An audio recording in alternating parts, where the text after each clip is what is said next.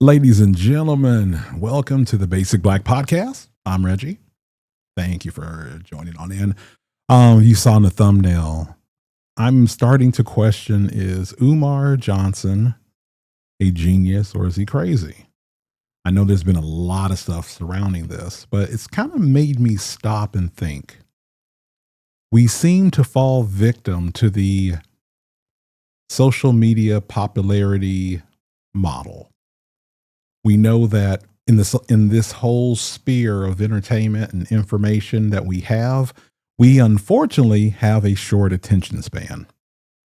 And we unfortunately seem to forget events quicker than we should, or we remember ones that we should long have forgotten.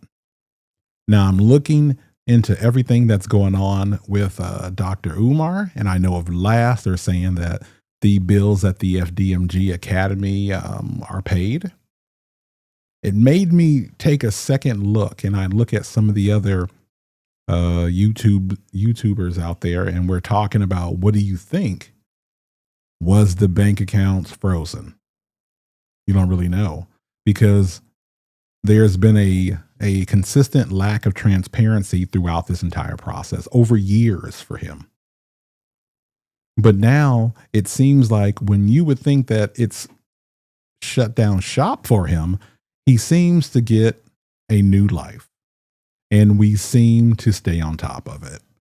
It's almost like we're watching an episode of To Catch a Predator in real time. I sit back and I wonder, what can we do moving on in the future?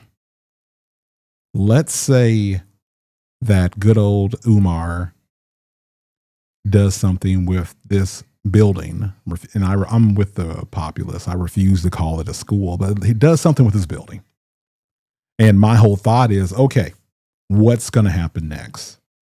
You know, we hear the thing saying that he's looking for teachers and put out some just ridiculous standards saying that if you had to be a donor 6 years ago or no application, you need to send a picture. There's going to be 4 interviews, 2 being virtual. Then there's going to be 2 on campus, air quotes, interviews.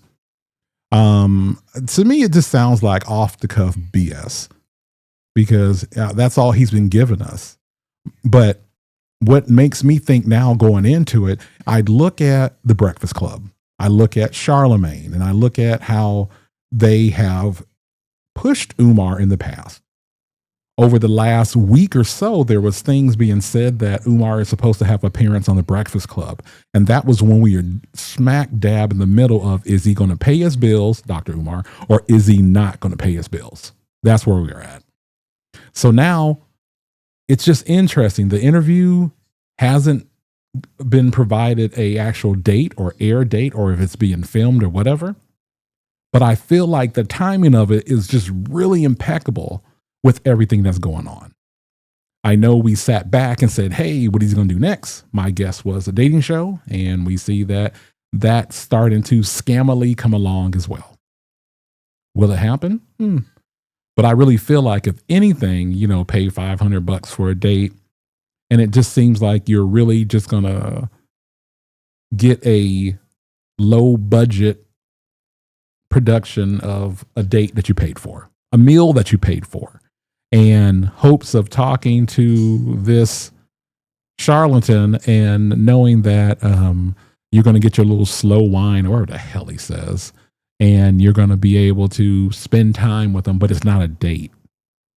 But he makes all these wonderful things, like he's looking for, the African sister, all natural, no lashes, and same thing he said for his school. No BBLs, no fake whatever. I feel like this is a scam, but then you have to start thinking in game. What in the hell else is he going to do along the lines of, let's just say FDMG Academy goes under, or somebody acquires it, or whatever happens with it? He's pretty much going to have a burnt reputation, and then it's not going to be many that's going to work with him. You see that he's reaching out to different people, different famous folks, hey, why are you not, helping me? And while, I could use the help to promote the school and whatnot. I find it really difficult because, as you've seen and heard from different YouTubers, that there is a lack of a board. There's a lack of any group that would regulate and say, hey, we are doing this with Dr. Umar. We are on the board of like trustees for the FDMG Academy. We have our CFO, we have our COO, and we have all the positions in place. Now, normally building a school is a huge undertaking. And especially if you are, quote unquote, building a school where you're saying that there's going to be no monies from the government, where you're not going to receive the title funds, or where you're not going to receive the day 99 funds for enrollment and whatnot throughout the school. It makes it interesting because when you look at that, and this is coming from somebody, I used to be a former educator and just chose to go a different way into the IT field. But when you look at how they structure this, you really have to wonder, can that model exist?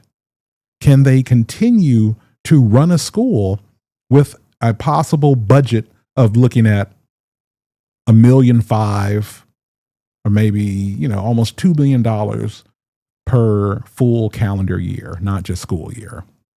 Because even when a school isn't open, there's still people doing things. Can we even trust that if the school did open, whomever was being selected as faculty, whomever is being selected as administration, whomever is even is in the cafeteria, who's the custodial staff, whatnot, you would have to understand how much oversight and reach would Umar have in this situation. He's proven that he's not a good manager of fiscal resources. He proves that he's not a good manager of personnel resources.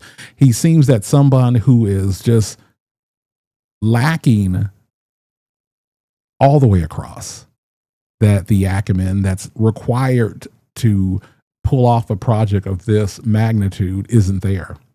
And rightfully so, the number of years that the school has been not inhabited, it's been just basically an eyesore of a building just sitting there for years at a time, should say a lot to everybody.